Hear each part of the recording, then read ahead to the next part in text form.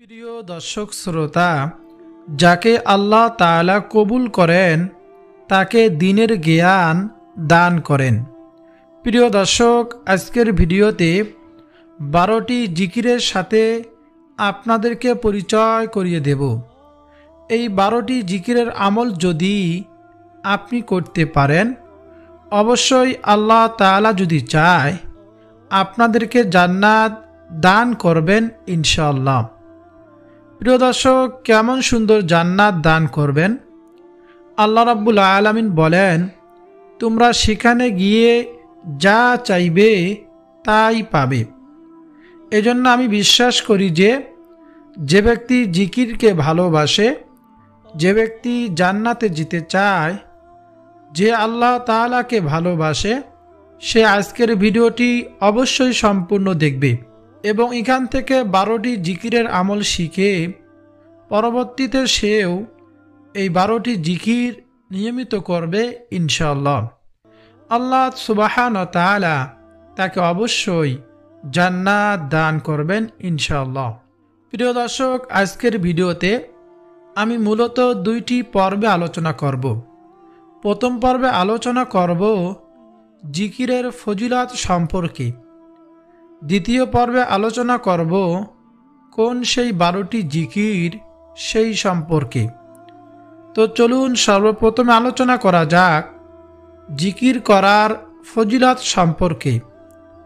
হযরত আব্দুল্লাহ ইবনে বশর রাদিয়াল্লাহু তাআলা আনহু বলেন, এক লোক নবীজি সাল্লাল্লাহু আলাইহি ওয়াসাল্লামকে বলল, ইয়া নবী, আমার জন্য ইসলামের শরীয়তের বিষয়াদি অতিরিক্ত হয়ে গিয়েছে, সুতরাং আমাকে এমন একটি বিষয় আমল শিখিয়ে দিন যা আমি মজবুতভাবে আমল করতে পারি। তখন নবীজি সাল্লাল্লাহু আলাইহি ওয়াসাল্লাম বললেন, সর্বদা তোমার জিহ্বা যেন আল্লাহ তাআলা জিকিরের দ্বারা সিক্ত থাকে। অর্থাৎ নবীজি সাল্লাল্লাহু আলাইহি ওয়াসাল্লাম ওই লোকটিকে আল্লাহ তাআলা জিকিরের আমলের কথা বললেন। তুমি সদা সর্বদা আল্লাহ সুবহানাহু ওয়া তাআলা জিকির করবে, এই আমল শিখিয়ে দিলেন। হযরত আবু সাঈদ আল খুদরি রাদিয়াল্লাহু তাআলা আনহু বলেন, নবীজিকে প্রশ্ন করা হলো, কিয়ামতের দিন আল্লাহ সুবহানাহু ওয়া তাআলার নিকট বান্দাদের মধ্য থেকে কে মর্যাদায় সর্বোত্তম হবে? নবীজি বলেন, আল্লাহ তাআলার অধিক জিকিরকারীগণ। সুবহানাল্লাহ। প্রিয় দর্শক, আবু দারদা রাদিয়াল্লাহু তাআলা আনহু বলেন, নবীজি বলেছেন, আমি তোমাদেরকে কি তোমাদের অধিক উত্তম কাজ প্রসঙ্গে জানাবো না, যা তোমার মনিবের নিকট সবচেয়ে পবিত্র, তোমাদের সম্মানের দিক থেকে সবচেয়ে উঁচু, স্বর্ণ ও রৌপ্য দান খয়রাত করার চেয়েও বেশি ভালো, এবং তোমাদের শত্রুর মোকাবেলায় অবতীর্ণ হয়ে তাদেরকে হত্যা করা কিংবা শহীদ হওয়ার থেকেও অতি উত্তম কাজ। তখন সাহাবায়ে কিরামরা বললেন, হ্যাঁ বলুন। নবীজি সাল্লাল্লাহু আলাইহি ওয়াসাল্লাম বলেন, সেটি হলো আল্লাহ তাআলা জিকির। সুবহানাল্লাহ। প্রিয় দর্শক, এই হাদিসে নবীজি সাল্লাল্লাহু আলাইহি ওয়াসাল্লাম আল্লাহ তাআলা জিকিরের 5টি ফায়দা ও শ্রেষ্ঠত্বর কথা বলেছেন। সেগুলো হলো, 1. জিকির হলো সর্বোত্তম আমল। 2. জিকির করা আল্লাহ তাআলার কাছে সবচেয়ে পবিত্র আমল। 3. আল্লাহ তাআলা জিকিরের ফলে সম্মান বৃদ্ধি পায়। 4. জিকির করা স্বর্ণ রৌপ্য দান খয়রাত করার চেয়েও অতি উত্তম। বলুন না সুবহানাল্লাহ। 5. জিকির করা জিহাদে শহীদ হওয়ার চেয়েও ভালো। সুবহানাল্লাহ। এ হাদিসের শেষে হযরত মুআজ ইবনে জাবাল রাদিয়াল্লাহু তাআলা আনহু বলেন, আল্লাহ তাআলার শাস্তি হতে মুক্তি পাওয়ার জন্য আল্লাহ সুবহানাহু ওয়া তাআলা জিকিরের তুলনায় অগ্রগণ্য কোনো জিনিস নেই। অর্থাৎ যে যত জিকির করবে সে তত বেশি আল্লাহ তাআলার আযাব গজব থেকে দূরে থাকবে। প্রিয় দর্শক, কিয়ামতের দিন অধিক জিকিরকারীগণ সবার আগে আগে জান্নাতে অগ্রসর হয়ে যাবে। জিকিরের ব্যাপারে সবচেয়ে সুন্দর একটি হাদিস হলো আবু হুরায়রা রাদিয়াল্লাহু তাআলা আনহু, নবীজির একজন প্রিয় সাহাবী ছিলেন। তিনি বলেন, আল্লাহ তাআলার একদল ফেরেশতা আছেন যারা আল্লাহ তাআলার জিকির করত লোকদের খুঁজে পথে পথে ঘুরে বেড়ান। যখন তারা কোথাও আল্লাহ তাআলার জিকিররত লোকদেরকে দেখতে পান তখন ফেরেশতারা পরস্পরকে ডাক দিয়ে বললেন, তোমরা আপন আপন কাজ করার জন্য এগিয়ে আসো। তখন তারা তাদের ডানাগুলো দিয়ে সেই জিকিররত লোকদেরকে ঢেকে ফেলেন নিকটবর্তী আকাশ পর্যন্ত। তখন আল্লাহ তাআলা ফেরেশতাদেরকে জিজ্ঞেস করেন, আমার বান্দারা কি বলতেছে? তখন ফেরেশতারা বলেন, তারা আপনার পবিত্রতা বর্ণনা করতেছে, তারা আপনার শ্রেষ্ঠত্বর ঘোষণা দিচ্ছে, তারা আপনার গুণগান করতেছে এবং তারা আপনার মহত্ব প্রকাশ করছে। তখন আল্লাহ তাআলা জিজ্ঞেস করবেন ফেরেশতাদেরকে, তারা কি আমাকে দেখেছে? তখন ফেরেশতারা বলবে, হে আমার প্রতিপালক, আপনার শপথ, তারা আপনাকে দেখেনি। আল্লাহ সুবহানাহু ওয়া তাআলা ফেরেশতাদেরকে বলবেন, আচ্ছা তবে যদি তারা আমাকে দেখত? তখন ফেরেশতারা বলবেন, হে আল্লাহ, যদি তারা আপনাকে দেখত তবে তারা আরও অধিক পরিমাণে আপনার ইবাদত করত, আরও অধিক পরিমাণে আপনার মহত্ব ঘোষণা করত, আরও অধিক পরিমাণে আপনার পবিত্রতা বর্ণনা করত। তখন আল্লাহ বলবেন, তারা আমার কাছে কি চায়? ফেরেশতারা বলবে, তারা আপনার কাছে জান্নাত চায়। আল্লাহ তাআলা আবার জিজ্ঞেস করবেন, তারা কি জান্নাত দেখেছে?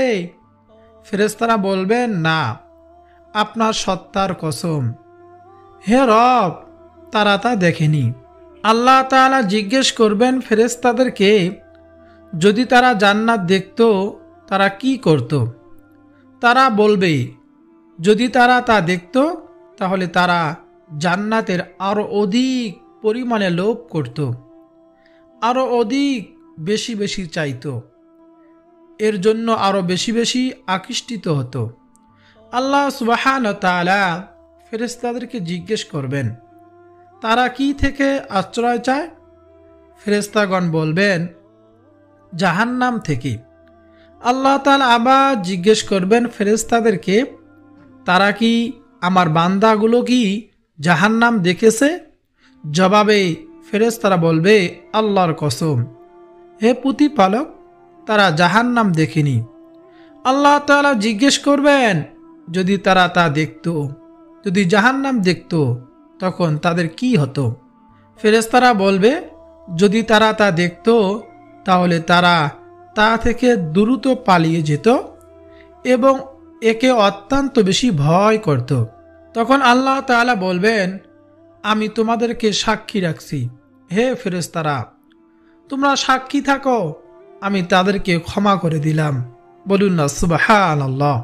আল্লাহ তাআলা ফেরেশতাদেরকে সাক্ষী রেখে এই জিকিররত লোকদেরকে আল্লাহ তাআলা তাদের জীবনের সমস্ত গুনাহগুলো ক্ষমা করে দেবেন। বলুন না সুবহানাল্লাহ।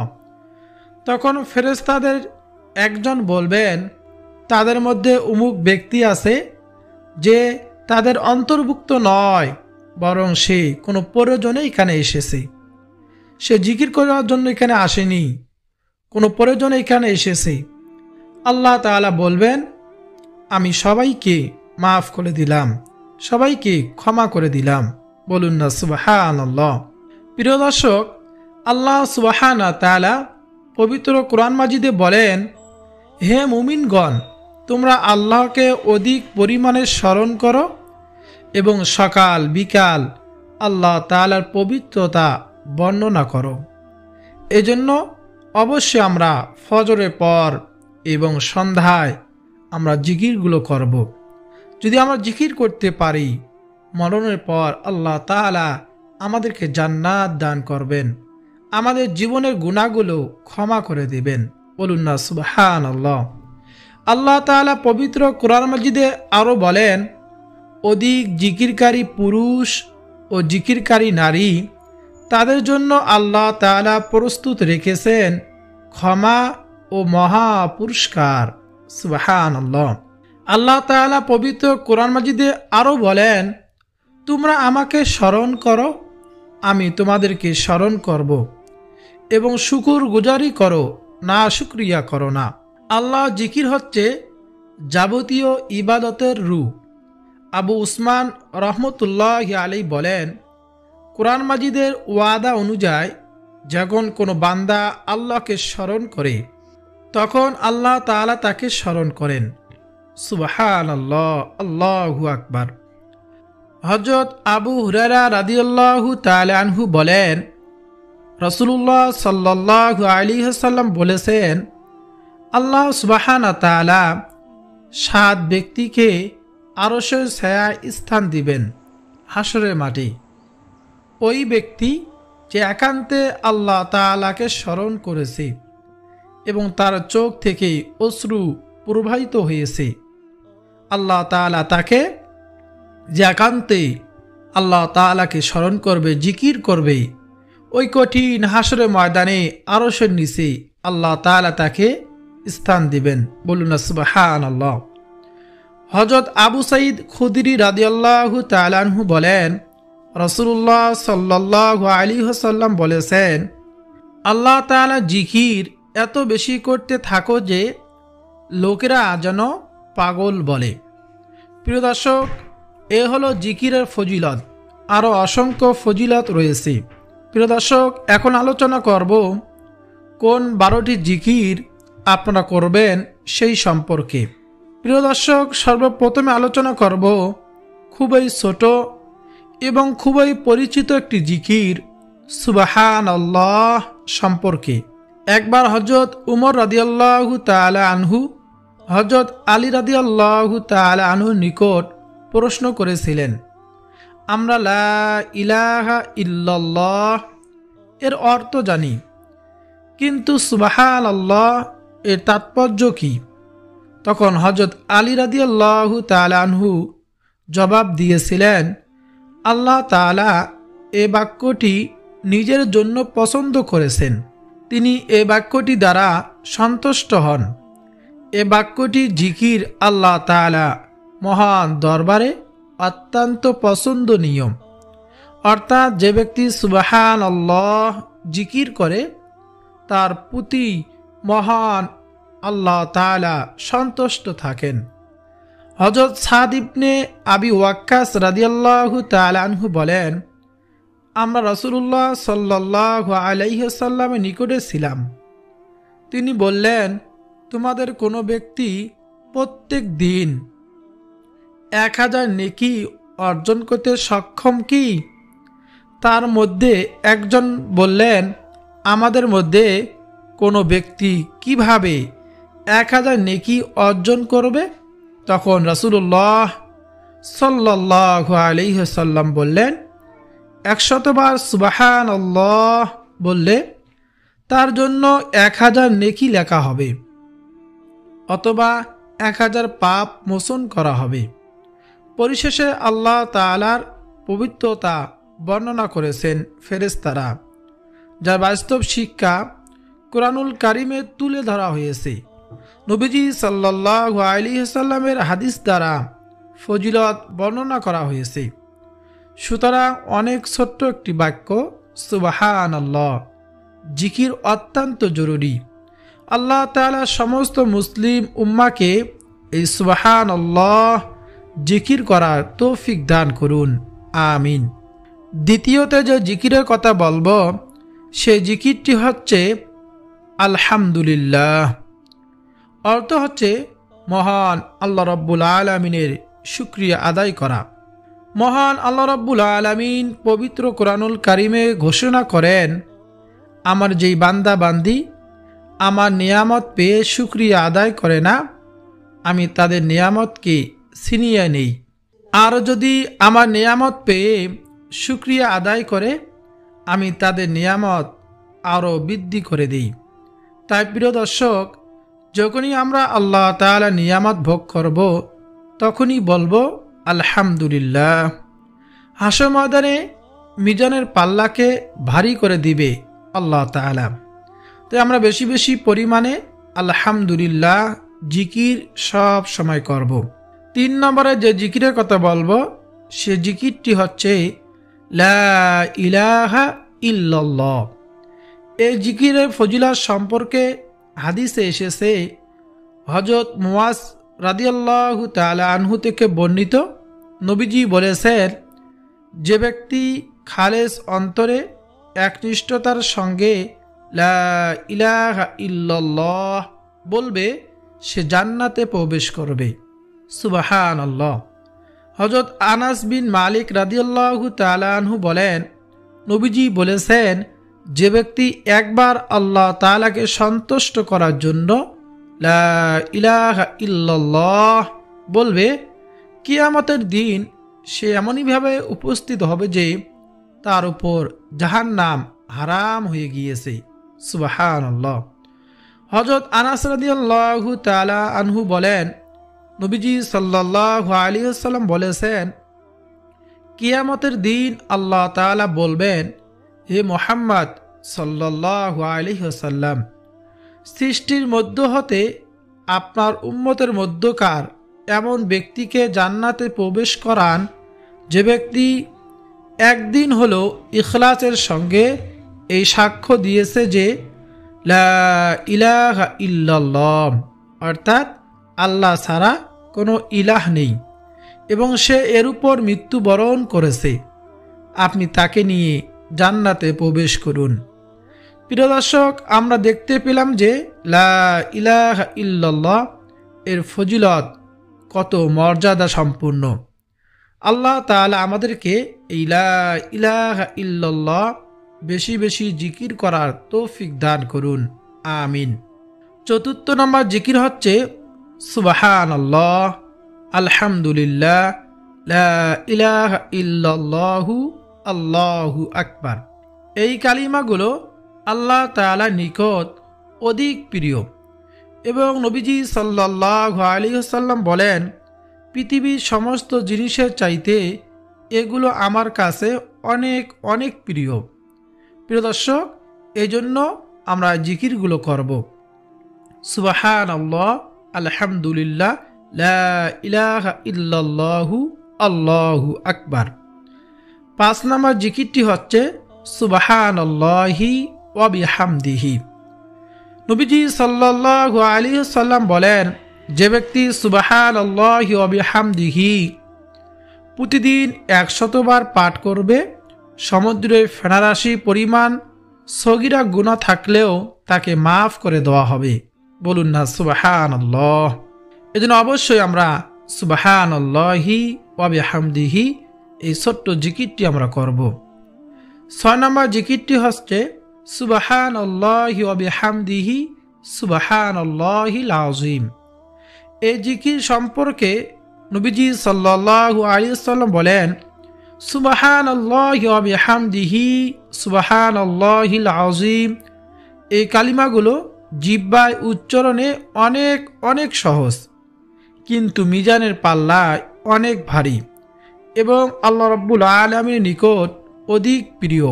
সুবহানাল্লাহ। প্রিয় দর্শক, তাই আমরা বেশি বেশি পরিমাণে সুবহানাল্লাহি ওয়া বিহামদিহি সুবহানাল্লাহিল আযীম পাঠ করব।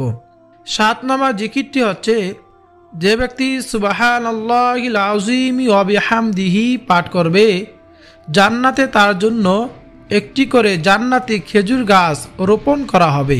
প্রিয় দর্শক, জান্নাত মহান আল্লাহ রাব্বুল আলামিন এমনইভাবে সৃষ্টি করেছেন, আপনার আমলের পাওয়ার যত বেশি হবে, জান্নাতে তত সাজসজ্জা বেশি হবে।